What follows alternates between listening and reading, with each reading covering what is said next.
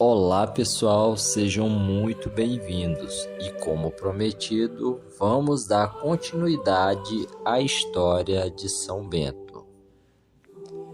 Então, São Bento resolveu migrar junto com seus discípulos para a região de Nápoles, onde, com muito esforço e apoio da comunidade, construíram seu primeiro mosteiro.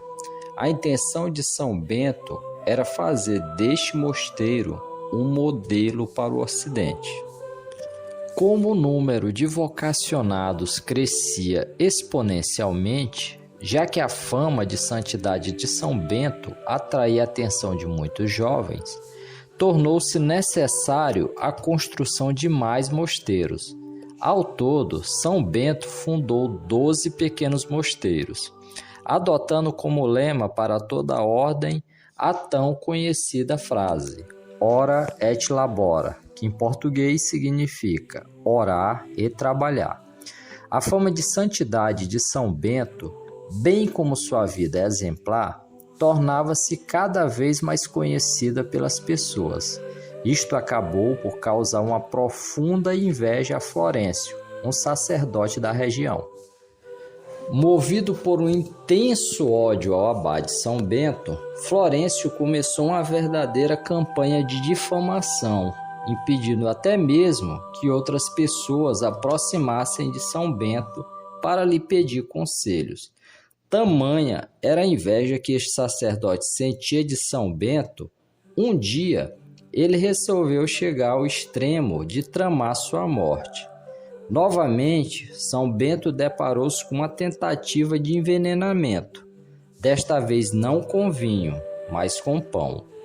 Motivado por esse desejo de causar a morte de São Bento, Florêncio presenteia o abade com pão envenenado. São Bento, porém, prontamente percebe a má intenção do padre e, vendo um corvo, ordenou que levasse o pão envenenado para longe, e assim foi feito. São Bento, que tinha um coração tão bom, semelhante ao de Jesus Cristo, seu mestre e senhor, era incapaz de desejar o mal, mesmo com aqueles que o odiavam. Desta forma, interpretou este como um sinal de que Deus o queria em outro lugar, e assim o fez, deixando seu mosteiro para ir rumo ao topo do Monte Cassino. Florêncio, sentindo-se vitorioso, saiu ao terraço da sua casa para ver a partida do monge. Entretanto, o terraço ruiu e Florêncio morreu.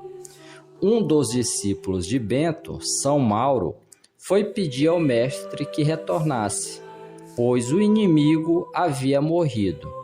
Mas Bento chorou pela morte de seu inimigo e também pela alegria de seu discípulo, a quem impôs uma penitência por alegrar-se da morte do sacerdote. No Monte Cassino, Bento funda um mosteiro que depois seria conhecido como o primeiro mosteiro da Ordem de São Bento. Para a criação deste mosteiro, São Bento propõe um projeto que visa abrigar refugiados com a hospedagem adequada para essas pessoas.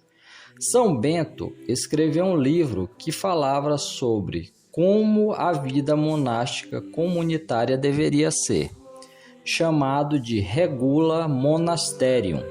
Seu livro, com 73 capítulos, passou a ser conhecido como As Regras de São Bento. O livro prioriza regras como o silêncio, a oração, o trabalho, o recolhimento, a caridade fraterna e a obediência.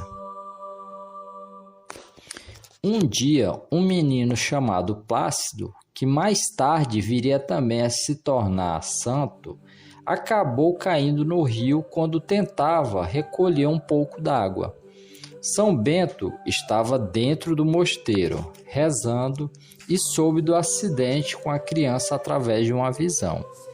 Ele então chamou um monge chamado Mauro e pediu que este acudisse o garoto. O irmão respondeu que não sabia nadar, mas São Bento recomendou-lhe que confiasse em Deus. O monge seguiu as orientações de São Bento e, andando sobre a água, resgatou o pequeno Plácido. Ao contar a história mais tarde, o menino relatou que, no lugar do irmão Mauro, ele via a imagem do próprio São Bento.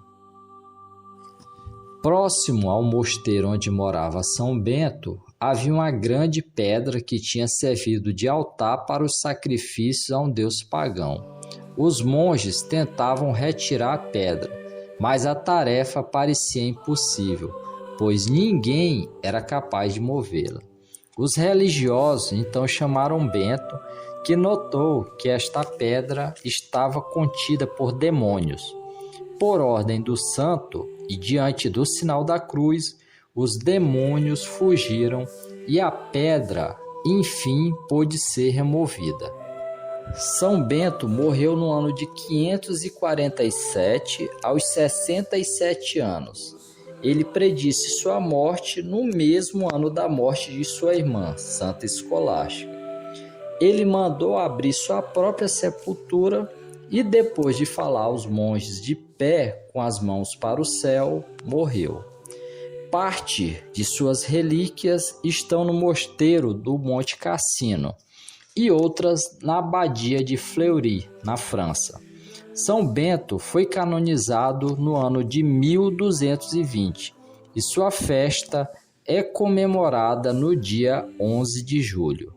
No século XVII, a famosa medalha de São Bento foi cunhada para comemorar a proteção divina que o santo oferecia contra o mal.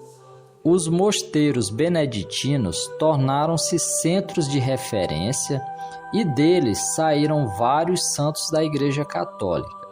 Ao todo foram 23 papas, 5.000 bispos e cerca de 3.000 santos canonizados. As mulheres também tiveram a sua vez dentro da doutrina beneditina e, lideradas pela irmã de São Bento, Santa Escolástica, tiveram a oportunidade de desfrutar de seus ensinamentos adotando também a regra de São Bento e mais tarde ficando conhecidas como monjas beneditinas. E assim encerramos mais uma história no nosso canal. Espero que tenham gostado. Fiquem com Deus e até a próxima.